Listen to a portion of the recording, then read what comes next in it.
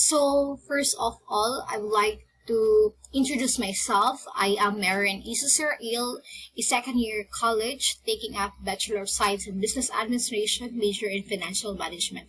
So, good morning, ma'am, and to you, classmates. So, for today's discussion, I'm going to report about the finances, the equipments, and the facilities. So, it's nice to have strong financial support for intramurals, and one should continue to strive for it.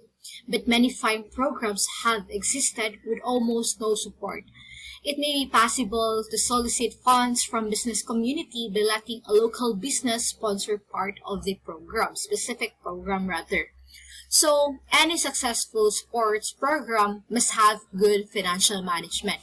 The most important aspects of financial administration as now funds and manage and how budget problems are resolved and understanding the most important area within your specific program.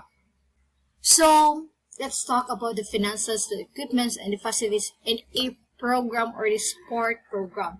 So, ang ako lang na sabtan ani is if we have a padula or the league and need jud ang strong support sa official, not also the official but also the na I mo sponsor nato I want to share my experiences because I am one of the valuable player here in our barangay Banilan. So naka-experience mi nga na ay ni sponsor na dili lang ni solicit but they offer nga they will support us and to sponsor our in New Jersey. So Jersey na mo sila mo ni sponsor ilang company name is Dabwaha, and we are so blessed and thankful for them nga ni sponsor sila. And of course sa PPT is but many fine program have existed with almost no support. Mao lagi to akong giingon is if walay makasupport sa barangay, if naalang dyan sila mo solicit funds sa other company or also the mga mo donate bisag ko small any amount will do okay na sa padula.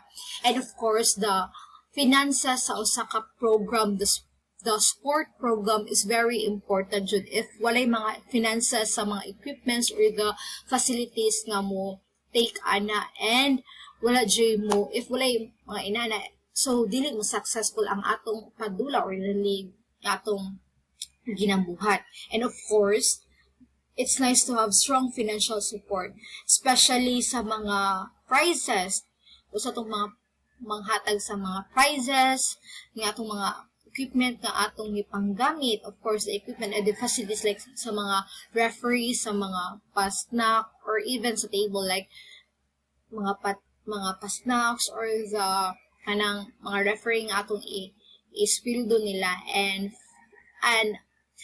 I believe nga finances are very important so that it will be successful sa atong padula. And that's all, and thank you so much for listening.